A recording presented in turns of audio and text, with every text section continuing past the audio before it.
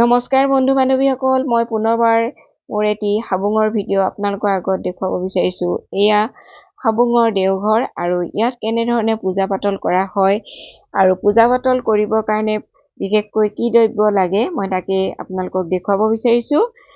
ইয়াৰ এই কুকুৰা দেখিছে নহয়, এই কুকুৰা লৈ অহা হৈছে আৰু যি যেনেকৈ মনৰ ভাবিছে বা মনত যি আশা লৈ আহিছে এই কুকুৰা ভাগ সেইকাৰণে আগবঢ়োৱা হৈছে।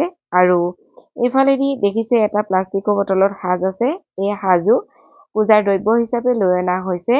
আৰু এয়া কুকুৰা কেইবাটিও আছে, এই কুকুৰাৰ কেইটিও আগবঢ়োৱা হৈছে।